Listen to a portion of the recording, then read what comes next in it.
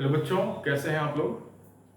तो I think आप लोगों को तो मालूम है ही 10th का रिजल्ट आ गया है और आप लोगों को मैनी मैनी कॉन्ग्रेचुलेशंस। जो सीबीएसई बोर्ड से हैं या स्टेट बोर्ड से जो भी बच्चे पास आउट हुए हैं, अब वो लोग नए कोर्स के लिए मूवमेंट उन लोग का हो रहा है। तो जो भी साइंस के बच्चे हैं जो साइंस लेना चाहते हैं, तो अभी का जो सिचुएशन है अभी लॉकडाउन का, तो उसमें तो आप लोग घर पे ही बैठे हुए हैं।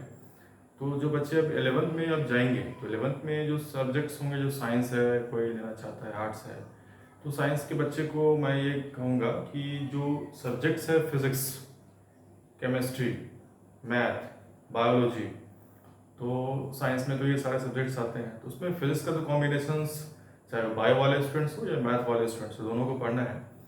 तो आज हम लोग स्टार्ट करेंगे फिजिक्स का क्लास 11th का पहला चैप्टर जो है आपको, जिसको बोलते हैं हम लोग फिजिकल वर्ल्ड। ऐसे तो चैप्टर बहुत सारे हैं, फिजिकल वर्ल्ड है, उसके बाद आपको मेजरमेंट्स है, उसके बाद आपको मोशन है, उसके बाद बहुत सारे चैप्टर्स है इसमें फिजिक्स में 11th चैप्टर में।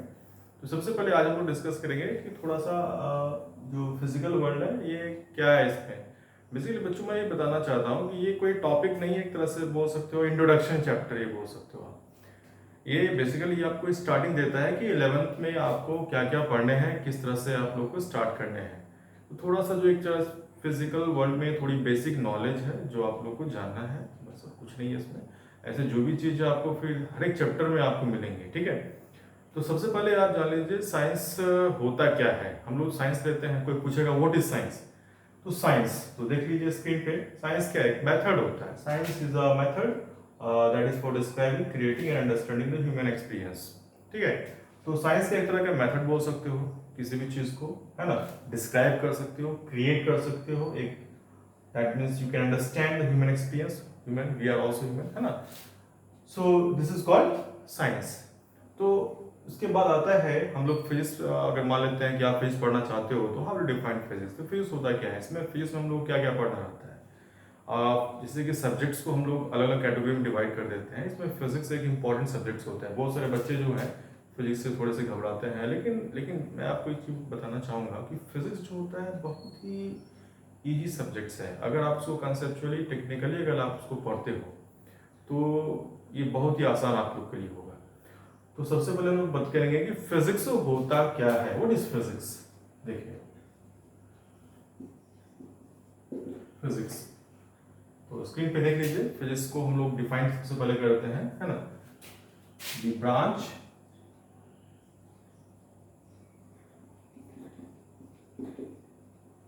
Science, it is the branch of science that deals with nature and natural phenomena.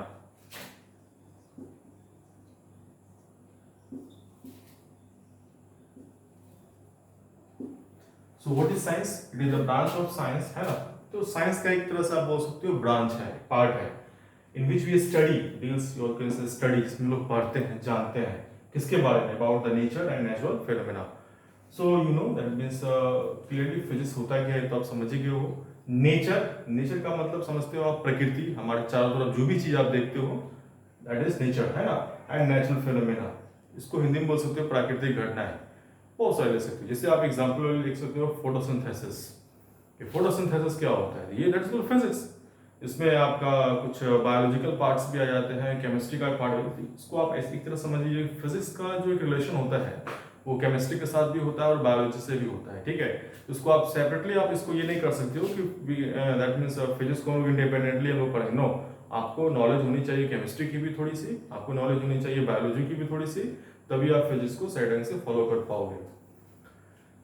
तो what is physics? The branch of science that deals with nature natural phenomena. तो photosynthesis मैंने बताया, example photosynthesis है, photoelectric effects होता है, बहुत सारा phenomena है। तो फोटोसिंथेसिस जो होता है एक ऐसा आप प्रोसेस और कैसे फेनोमेना बोल सकते हो, जिसमें हम लोग बोल सकते हैं कि जितने भी सारे ग्रीन प्लांट्स हैं, that means whatever you see the green plants, so many green plants, you can green leafy vegetables plants, कुछ भी आप ले सकते हो आप, any green plants, how they grow, कैसे वो बढ़ते हैं, कैसे वो अपने आप ग्रोथ करते हैं, है ना। सो आप यू कैन से, जैसे हम लोग खाना खाते हैं तो प्लांट्स भी खाना खाता है, ऐसा नहीं कि प्लांट जो होता है वो भूखे रहता है, बिना खाए वो ग्रोथ कर ही नहीं सकता है। सिंपल सा बात है, वो भी एक लिविंग थिंग्स है, हम लोग भी एक लिविंग थिंग्स है। तो बायोलॉजी में आप पढ़ते हो, जो एक होता है प्लांट सेल और एक होता है animal cell. So we are the category in the animal cell. Plant होता है वो प्लांट सेल, उसको प्लांट सेल कैटेगरी में बोलोगे, तो वो भी ग्रोथ करता है। तो ग्रोथ करता है कैसे, उसको क्या चाहिए। तो फोटोसिंथेसिस एक ऐसा प्रोसेस है जिसमें हम लोग ये देखते हैं कि green plants prepare their own food in presence of sunlight, chlorophyll. को ये क्लोरोफिल क्या है, तो अभी आप 10th में हो, जब आप 11th में जाओगे तो क्लोरोफिल समझ में आएगा ये होता क्या है। तो क्लोरोफिल कुछ नहीं है, एक हरा हरा जो होता है एक layer pigments, that is called green pigments, that is called chlorophyll. ठीक है, तो सिंपल सा बात है, ये बायोलॉजिकल पार्ट है, दैट इज क्लोरोफिल होता क्या है बच्चों। ओके, तो हाउ दैट मींस फोटोसिंथेसिस क्या होता है, एक तरह का प्रोसेस है जिसमें ग्रीन प्लांट्स जो भी है अपना खुद का भोजन तैयार करता है in presence of photosynthesis, in presence of chlorophyll, sunlight, water, है ना। ये सब चीज़ आपको रिक्वायरमेंट चाहिए। तो अभी हम लोग अब डिस्कस करेंगे जो फिजिक्स को जो डिवाइड किया गया है दो पार्ट में, देख लो आप। एक होता है क्लासिकल फिजिक्स, क्लासिकल फिजिक्स, और एक होता है मॉडर्न।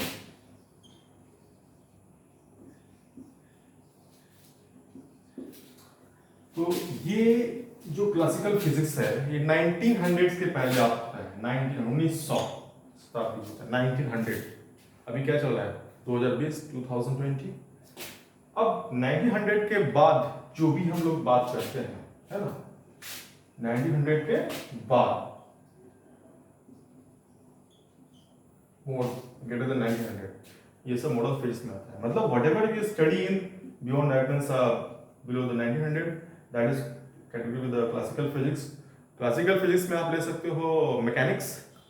तो जो भी मैकेनिक्स पार्ट्स होते हैं, आपको ये मैकेनिक्स क्या है, 10th के बच्चे हैं आप लोग, तो अब तो आप लोग को नया चीज जानना है कि मैकेनिक्स होता क्या है। मैकेनिक्स में कुछ नहीं, जैसे आप 9th में पढ़े होंगे मोशन, है ना, पढ़े हैं ना आप लोग। That means how will you describe the motion of the every particles, है ना। तो मोशन आप ले सकते हो हाउ दे मूव, है ना, कैसे वो मूव करता है, किस कारण से, what is the reason behind this movement. Okay, तो अबाउट द क्लासिकल फिजिक्स में आपका आ जाएगा, है ठीक है। इसमें मैकेनिक्स में बहुत सारा आता है, चैप्टर्स होते हैं। आपको मोशन हो गया, ग्रेविटेशंस हो गया, है ना, उसमें आपका मोमेंटम टॉपिक है, उसमें आपका इम्पल्स टॉपिक्स है, फ्रिक्शन है, बहुत सारे टॉपिक्स आपका आ जाता है इसमें क्लासिकल फिजिक्स में आपको, है ना। फिर आपका आता है इसमें चैप्टर हीट। तो ये आपके लिए न्यू चैप्टर होगा, जो भी क्लास 10th के बच्चे हैं जो 11th में जाएंगे, हीट एंड थर्मोडायनेमिक्स। अब हो ये थर्मोडायनेमिक्स क्या होता है, थर्मो को मतलब थर्मो को हीट ही बोलते हैं, डायनेमिक्स का मतलब होता है उसको motion. What is dynamics, that is called motion. Thermodynamics that is motion of heat. तो आप अभी तक पढ़े हुए हीट, उष्मा इसको हिंदी में बोलते हैं। हीट होता है क्या, that is energy and nothing else. Heat कुछ नहीं, एक एनर्जी है। खैर इसके बारे में हम लोग डिस्कस करेंगे आगे। एनर्जी एक ऐसा चीज है जो बहुत ही इंपॉर्टेंट पार्ट होता है। हीट एनर्जी, साउंड एनर्जी, बहुत सारा चीज होता है। हम लोग यहाँ पे हीट एनर्जी का बात कर रहे हैं, heat and thermodynamics. What is heat and what is thermodynamics, how the heat moves. तो फ्लो ऑफ हीट्स के बारे में डिस्कस करना। और इस चैप्टर में आप पढ़ोगे बहुत ही इंपॉर्टेंट चीज के बारे में, जैसे आप अपने घर में क्या यूज करते हो, एसी, फ्रिज, रेफ्रिजरेटर। आप सोचते हो ना ये सब कैसे काम करता है, कभी सोचे उसके बारे में। तो इस चीज को समझने के लिए थर्मोडायनेमिक्स एक ऐसा चैप्टर है, अगर इसको आप सही ढंग से समझ जाते हो तो आपको कहीं भी दिक्कत नहीं होगी। टेक्निकली उसके अंदर किस तरह से वर्क परफॉर्म करता है, ये सारे जो इलेक्ट्रिकल इक्विपमेंट्स हैं, है ना, डिवाइसेस हैं, इसमें आपको पता चल जाएगा कि कैसे ये परफॉर्म करते हैं। मतलब एसी कैसे काम करता है, इसमें क्या क्या पार्ट्स होते हैं इसके अंदर। ऐसे तो बहुत सारे छोटे छोटे इक्विपमेंट्स होते हैं, उतना नहीं, लेकिन ये मैकेनिकल पार्ट जो होता है वो क्या होता है, कैसे ये परफॉर्म करता है, ये सब आपको थर्मोडायनेमिक्स में समझ आएगा। और एक ऐसा चैप्टर है, इसमें केमिस्ट्री का कॉन्सेप्ट बहुत जरूरी है। मैंने पहले बताया था, whenever you study that, whenever you start the physics chapter, you should know about the chapter chemistry. You should know about the biological part also. So without knowing, without knowledge of biology, without the knowledge of chemistry, you cannot understand the physics chapters. So you should Hannah, know about these chemistry and other subjects. Okay, so you can start physics. इसलिए जो है बच्चों मैं बताना चाहता हूँ कि physics जो है टफ क्यों लगता है। रीज़न क्या होता है कि जो चैप्टर्स हैं, बायोलॉजिकल पार्ट होते हैं, केमिस्ट्री के कुछ पार्ट्स होते हैं, उसका कॉन्सेप्ट क्लियर नहीं होने से फिजिक्स समझ में कहीं कहीं नहीं आता है। लेकिन एक चीज़ मैं बताना चाहूँगा, ये एक ऐसा सब्जेक्ट्स है कि कुछ चैप्टर्स बिल्कुल इंडिपेंडेंट होते हैं, मतलब किसी से कोई लिंकअप नहीं होते हैं। लेकिन अगर आप बायोलॉजी पढ़ते हो, अगर आप केमिस्ट्री पढ़ते हो, तो एक दूसरे से इंटरलिंक टॉपिक होते हैं। इंडिपेंडेंट तो चैप्टर मैंने उसमें कहीं देखा ही नहीं, इंडिपेंडेंट चैप्टर होता ही नहीं। लेकिन फिजिक्स एक ऐसा चैप्टर है, किसी टॉपिक को अगर आप पढ़ते हो तो इंडिपेंडेंट एक तरह से हो जाता है और वो पढ़ने में बड़ा इंटरेस्टिंग लगता है। और इसलिए मैं कह रहा हूँ जब ये इंडिपेंडेंट है तो सिंपल सा बात है कि ये इसमें एक पढ़ने में एक अलग इंटरेस्ट आएगा, अलग ही मजा आएगा, है ना। इसमें ज़्यादा मेहनत भी नहीं करना पड़ेगा। तो मेहनत किस में है? केमिस्ट्री में और बायोलॉजी में। इसमें इतना मेहनत नहीं है। लेकिन हाँ, अगर टेक्निकल पॉइंट ऑफ व्यू से अगर आप उसको पढ़ते हो, ये नहीं कि जस्ट उसको थ्योरी पढ़ लिए बस हम बंद कर दिए हो गया, नहीं, ऐसा नहीं। जब आप उसको एक टेक्निकल फॉर्म में उसको आप समझते हो, हर एक कॉन्सेप्ट को लेते हो दिमाग में, तो हमेशा आपके माइंड में रहेगा कैसे, है ना, हर चीज़ कैसे ऑपरेट होगा, कैसे, ठीक है। तो मैंने बताया क्लासिकल फिजिक्स से एक मॉडर्न फिजिक्स होता है। तो क्लासिकल फिजिक्स में बेसिकली जो इलेक्ट्रोमैग्नेटिज्म एक पार्ट आता है, वो भी क्लासिकल फिजिक्स में आता है। हीट, थर्मोडायनेमिक्स और एक मैकेनिक्स। मॉडर्न फिजिक्स जो होता है ये बेस्ड होता है बेसिकली ये क्वांटम थ्योरी के बेसिस पे। अब ये देखो नया चैप्टर जो होता है quantum theory. So what is quantum mechanics? Quantum mechanics को समझने के लिए आपको केमिस्ट्री में जाना होगा। केमिस्ट्री में जो होता है वो जो फिजिकल केमिस्ट्री में आपका बेसिकली 2-3 पार्ट आता है, फिजिकल, ऑर्गेनिक केमिस्ट्री और इनऑर्गेनिक केमिस्ट्री। और इसमें सबसे इंपॉर्टेंट पार्ट होता है फिजिकल केमिस्ट्री। तो जो बच्चे फिजिकल केमिस्ट्री का पहला 3 चैप्टर जो पढ़ लेंगे, मैं बताता हूँ, फिजिकल केमिस्ट्री का जो पहला 3 चैप्टर पढ़ लेंगे, उसको फिजिक्स में, मॉडर्न फिजिक्स में गारंटी देता हूँ कि 100% कहीं भी उसको प्रॉब्लम नहीं होगी। और जिन्होंने वो नहीं पढ़ा है उसको हर जगह प्रॉब्लम होगी मॉडर्न फिजिक्स को समझने में। तो फिजिकल केमिस्ट्री में आपका जो चैप्टर्स होते हैं, पहले atomic structure, second one chemical bonding, ठीक है, मैं बता रहा हूँ एटॉमिक स्ट्रक्चर। ऐसे दो टॉपिक पढ़ लीजिए काफ़ी, atomic structure and chemical bonding. ये 2 चैप्टर बहुत लेंदी भी है और ये बहुत ही इंपॉर्टेंट है, चाहे वो आप 11th में पढ़ रहे हो या 12th में पढ़ रहे हो, तो केमिस्ट्री में ये दोनों टॉपिक आपको पढ़ने होंगे। तो बताता हूँ, एटॉमिक स्ट्रक्चर और केमिकल बॉन्डिंग 9th में क्या पढ़े उससे मुझे नहीं पता, लेकिन ये जो केमिकल बॉन्डिंग एटॉमिक स्ट्रक्चर है बहुत लेंदी टॉपिक भी है। और इसको अगर आपको सही ढंग से, इसी में आपका क्वांटम थ्योरी भी पढ़ना है। अब क्वांटम थ्योरी अगर समझ में आ जाएगा तो मॉडर्न फिजिक्स एकदम आपके लिए आसान हो जाएगा। तो ये मैं डिस्कस कर रहा था अभी फिजिक्स को, ये मॉडर्न और क्लासिकल, इसमें 11th में यही पढ़ना है आपको। तो थोड़ा सा और हम लोग बात करना चाहेंगे कि ये फिजिक्स में जो 10th में आप लोग 11th में मूव कर रहे हो तो कैसे पढ़ना है ना। तो सिंपली है कि कोई टॉपिक जब आप स्टार्ट कर रहे हो तो भी एकदम जॉली मूड में रहिए, एकदम नेचुरल मूड में रहिए, है ना। और ज़्यादा स्ट्रेस में नहीं रहना, क्योंकि स्ट्रेस में रहोगे तो एक और चीज़ है, जब आप कहीं पढ़ रहे हो तो ये मत इतनी मोटी बुक है पूरा कैसे होगा। जो भी टॉपिक पढ़ रहे हो उसको एकदम बिल्कुल कॉन्सेप्चुअली आप उसको पढ़िए। तो इसमें जो इंट्रोडक्शन ये चैप्टर मैं इसको कर रहा हूँ, इसमें तो कुछ है नहीं इस चैप्टर के अंदर। एक चीज़ मैं बताना चाहूँगा कि जो ओवरऑल पूरे टॉपिक्स में है, कुछ जो बेसिक साइंटिस्ट हैं, थोड़ा सा मैं उसके बारे में बताना चाहता हूँ, जो फिजिक्स में बहुत ही काफ़ी इंपॉर्टेंट उन्होंने अपना रोल दिया था, नोबेल पुरस्कार भी मिला है। नाम सुने होंगे आप लोग, Albert Einstein, the famous scientist. नाम सुने हैं आप लोग, एल्बर्ट आइंस्टाइन। तो इनका जो कॉन्सेप्ट था फोटोइलेक्ट्रिक इफेक्ट्स, बहुत ही इंपॉर्टेंट उन्होंने कॉन्सेप्ट दिया था। आइंस्टाइन, एल्बर्ट आइंस्टाइन का जो फोटोइलेक्ट्रिक इफेक्ट्स है, आपको ये फोटोइलेक्ट्रिक इफेक्ट्स होता क्या है? Photo that is light, electric देखो फोटो, करंट लाइट से करंट, लाइट से करंट कैसे क्रिएट करोगे। तो ये बहुत ही इंपॉर्टेंट चैप्टर्स भी है आपको, इसको फोटोइलेक्ट्रिक इफेक्ट ये सब का मॉडर्न फिजिक्स के अंदर आता है। फोटो इलेक्ट्रिक इफेक्ट, किसी भी मेटल प्लेट, मतलब एक सर्टेन मेटल प्लेट, हर तरह का मेटल प्लेट नहीं ले सकते हैं, सर्टेन मेटल प्लेट पे अगर लाइट एनर्जी को अगर आप उस पर स्ट्राइक करते हो तो उससे हम लोग इलेक्ट्रॉन को एमिट करवा सकते हैं, लेकिन एक सर्टेन कंडीशंस पे। तो we will not go details in this chapter, है ना। सिंपली मैं कह सकता हूँ कि whatever the electrons emitted from the metal plate, they are known as photo electron and overall theory is called photo electric effect. इसे हम लोग इलेक्ट्रिसिटी कंस्ट्रक्ट करते हैं, बनाते हैं, फोटो सेल इसमें एक टॉपिक, ठीक है। तो अब बात आता है फिजिक्स में जो भी बच्चे पढ़ते हैं उसमें फोर्स, जब बात करते हैं फोर्स जिसको बोलते हैं हम लोग हिंदी में बल, तो फोर्स जो होते हैं बहुत सारे फोर्सेस होते हैं। You can not define the force in simply normal way. ऐसे तो फोर्स को भी बच्चे सब बोलते होंगे, आप लोग भी बोलते होंगे कि फोर्स पुश और पुल होता है। सिंपल एक बच्चा का डेफिनेशन होता है फोर्स पुश एंड पुल। लेकिन अगर आप 11th में जाते हो तो स्टैंडर्ड डेफिनेशन होता है फोर्स का। ऐसे फोर्स का तो बहुत तरह से हम लोग डिफाइन कर सकते हैं, लेकिन जनरल डेफिनेशन फोर्स को हम लोग कर सकते हैं। फोर्स एक फिजिकल कॉज है।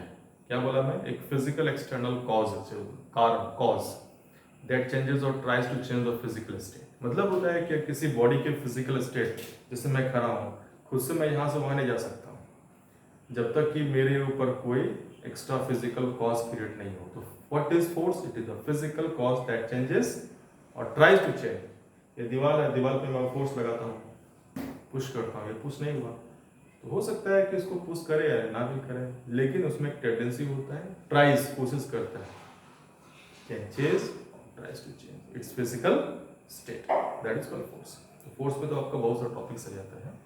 जैसे आपको बोर्ड्स में डिफरेंट टाइप्स ऑफ फोर्सेस होते हैं, थोड़ा सा मैं आप लोग को बता देना चाहता हूँ कि फोर्स जैसे आप पढ़ते होगे, कंटैक्ट, एक नॉन कंटैक्ट, नाम सुने ना? कंटैक्ट में क्या होता है? जो फिजिकल कंटैक्ट होता है, जो टच कर सकते हो, hardly you can say friction, घर्षण जिसको बोल सकते हो आप। किसी बॉडी को दूसरे के सरफेस पे क्या करते हो? सटा के मूव कराते हो, दैट इज कॉल्ड। वहाँ पे देखते होगे कोई बॉडी जब मूव करता है तो आगे जाके खुद ब खुद रुक जाता है। कभी इस पर सोचते हो क्यों? इसका मतलब कि जरूर उसके ऑपोजिट डायरेक्शन में कोई फोर्स लग रहा है। तो ऑपोजिट डायरेक्शन में लग रहा है, कहाँ लग रहा है? उस बॉडी के सरफेस के कॉन्टैक्ट के बीच में, ठीक है? तो इसलिए उसका नाम हो गया फ्रिक्शन फोर्स, जो कि हमेशा मोशन के अगेंस्ट एक्ट होता है। अब इसका रीजन क्या है भाई? तो इस चैप्टर के अंदर आप पढ़ोगे। तो हर एक चीज का एक रीजन होता है, कैसे हो सकता है। अब उसमें आता है आपका और भी फोर्सेस हैं, जैसे आपका अभी तो कॉन्टैक्ट फोर्स का मैंने बताया, कॉन्टैक्ट में और भी होता है, जैसे आप कॉलिजन फोर्स ले सकते हो, एक रिएक्शन फोर्स भी होता है। रिएक्शन फोर्स को बोलते हैं जैसे आप किसी बॉडी पे जो आप फोर्स लगाओगे तो वो भी आपको सेम फोर्स एक्ट करता है, इसी को रिएक्शन फोर्स कहते हैं। और आप ले सकते हो एक non contact force. Non contact का मतलब जिसमें कोई दो बॉडी आपस में फिजिकल कांटेक्ट नहीं होता है, जैसे मैग्नेटिक। आप लोग घर पे भी एक्सपेरिमेंट करते हो, दो मैग्नेट लेते हो लेकिन दोनों को टच नहीं करते हैं, फिर भी दोनों के बीच में फोर्स लगता है, ये क्या बोलते हैं उसको? Magnetic force. और भी ले सकते हो इलेक्ट्रोस्टैटिक्स, जैसे कोई दो चार्ज बॉडी है, अब ये कहोगे व्हाट इज चार्ज, तो आप इस